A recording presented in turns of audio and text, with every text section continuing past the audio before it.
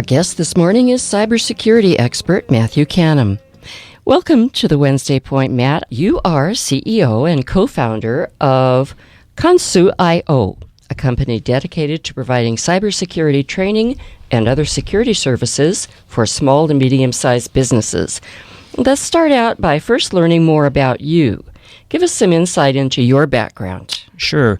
Well, I actually started out with the FBI in 2009, and prior to that I had no real knowledge or experience with cybersecurity because I came from a background in cognitive neuroscience. So I was really coming at this more from a psychological, behavioral perspective.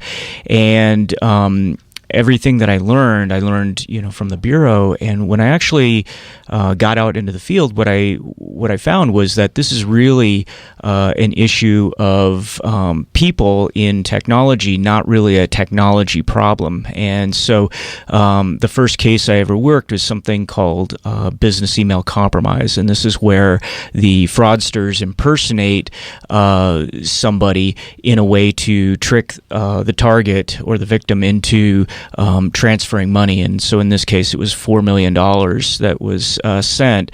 And unfortunately, that was not a very large business. So $4 million was quite a lot for them. And as I progressed through my career, what I found was that the vast majority, like 99% of all the cases had some sort of human element. And in fact, the Verizon data breach investigation report, which just came out 2 days ago, they say that 82% of all of the breaches from 2021, involves some sort of human error or human element. So. Wow. So the name of your company is Canham. What does that mean? Tell us about the significance of that. Sure. Canham is the name of an Egyptian deity, the god of the moon, I believe. And Canham guided travelers in the night in their travels. And so we thought that was a nice name because we're sort of helping small businesses to navigate the dark fields of cyberspace. Cyber fraud, ransomware, wire fraud. Explain to us what these terms mean and why we should be concerned about them. Yeah, so wire fraud is sort of a catch-all legal term that refers to fraud that's committed over any sort of electronic medium, really. So it can actually be radio, in fact, TV, over email, over anything basically that's transmitted electronically. Yeah, across state lines, that becomes a federal offense. And so wire fraud is a much more inclusive sort of term. Cyber fraud is sort of more like a generic. It's not a legal term, and it's much more restrictive, meaning it has to do with something to do with cyberspace.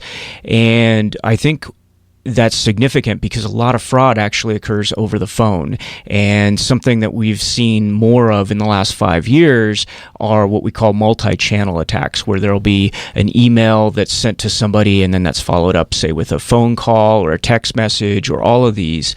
And as you start to add these different channels, email, phone, etc., it sort of lends legitimacy in the mind of the victim. Ransomware, what's that? So ransomware is it's a type of malware. So malware is software that's designed to do something malicious. And ransomware, what it does is when it's deployed on a system, when it's downloaded or opened, it encrypts the data that's on that system. So what that does is it prevents the data owner from being able to access that data because they don't have the encryption key. And the ransom aspect of this comes in when the victim is forced to pay the criminal for that key in order to unlock that encrypted data.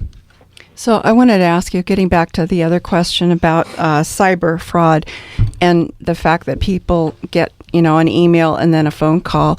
How do these criminals get a hold of people's information, personal information like that? Social media. But I mean, they must get a whole slew of it, right? Yeah. They don't just attack one person. So there are several sort of interlocking cottage industries here. Social media is definitely one of the main aspects or one of the main avenues. However, anytime that there is a data breach, and I know of at least 4 that my information has been sold on personally, and that's pretty much average. So we're talking about like the Yahoo breach, the LinkedIn breach. Marriott had a breach some years ago, and when you look at the numbers of records that are compromised in each of those breaches, you'll see that pretty much every person in the U.S. has probably been compromised at least 3 or 4 times at a minimum. Well, what happens to that data then is that data is then sold to dark market data brokers, essentially. And I have to confess, I'm not current on what the prices were, but about 2 years ago, stolen credit card, depending on the remaining balance, was going for anywhere between $1.10 and maybe $10 a card. And so that's where this information is coming from. So they would have to get quite a few at the same time to be able to make any money on it, right? Yeah, but I mean, if they compromise a database, I mean, that can hold millions of users. Wow. So you mentioned social media. Mm-hmm.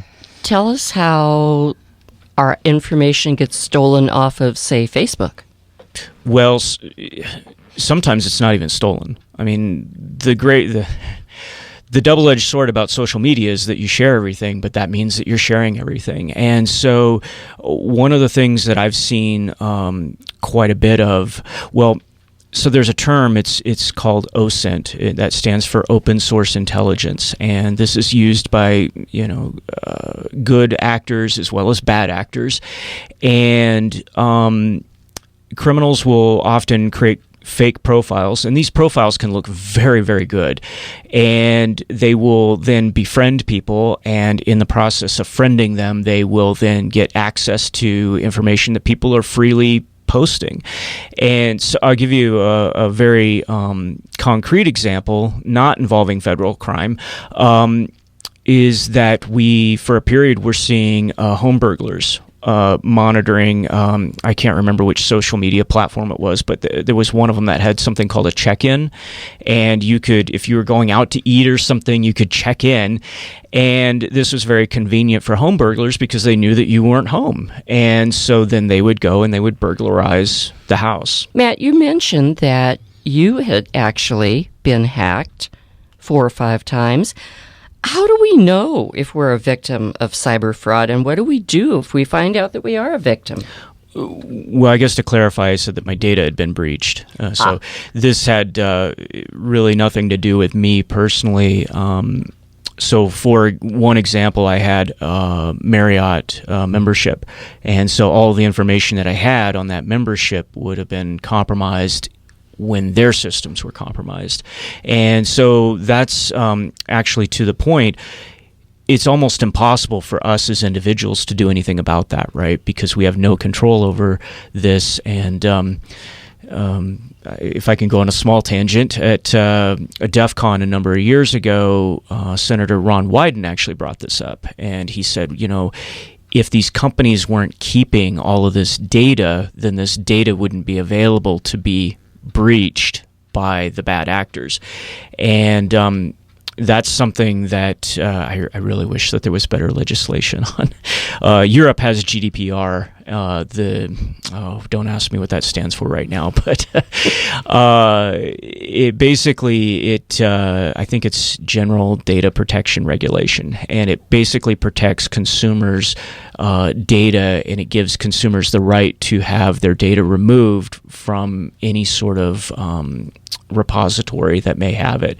And there are a few states that have enacted similar legislation. California has enacted the the California Consumer Protection Act, I think it was, CCPA, and it's a similar type of privacy legislation, but it's a little different and not quite as strong.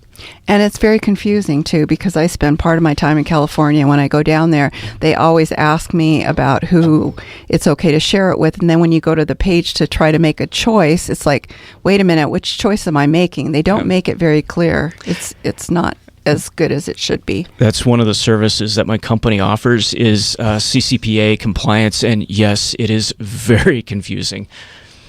Matt, you were talking about social media earlier. How do people get our information off of social media? Well, again, by just making that connection and watching what people post, what they post about. One of the dangers of that is that passwords can be actually very difficult to crack, depending on how good people are at setting up their passwords. But assuming that they're using good cyber hygiene and that they're creating strong passwords that are long and have characters and numbers as well as upper and lowercase letters. It can be very hard to break those. And so what we've seen is that criminals will sort of pivot and will instead just what we call social engineer. And this is something that basically it's a way to use human behavior against humans. Social engineering is basically, that's a way to think of it. And what the criminals will do will actually be to reset the passwords. And so if you think about if you've ever had to reset a password, and I actually, if you've never done this, you should go through the exercise just to see what is involved in resetting your password. And one of the techniques is that you're given a series of questions that you need to answer. And these questions might be, where did you go to elementary school? What was the name of your first grade teacher? What was your first pet? What town did you grow up in, etc. And these are often things that people post in social media. And so even these little seemingly innocuous details can actually have tremendous value to criminals. Wow. Scary. So Central Oregon is a very popular location for remote or work-from-home workers. What types of special security concerns do remote workers face, and what can be done to protect them? Well, the primary thing is the router. Because the thing to realize if you're working from home is that most work-from-home employees, I shouldn't say most, but many use virtual private networks, VPNs. And what a VPN is it's essentially an encrypted tunnel between that endpoint, that device or whatever that the person is using, and the online resource that they're accessing. So maybe that's the work database or what have you. So again, criminals are always going to go after sort of the weakest link that they can find. And so if they can compromise that home network, then they can get in on that endpoint of the VPN and then tunnel through as if they were that employee. So with routers, it's important if you're using wireless that you're using at least WPA2 or higher security, encryption security. And also, it's very important that the default password on the router is changed, because oftentimes, especially on the older routers, they would just come with sort of a default password that would apply to any of the router, and people could just look up on Google what the default password was. And so then criminals could just access that device and change the settings. And then finally is making sure that the firmware on the router is updated. Well, we are running out of time. However, I do want to ask you about kids. A lot of kids spend a lot of time online. What can be done to protect them? Well, and I'm actually glad that you brought this up, because this is an area where I've seen a couple of really horrible child exploitation cases, and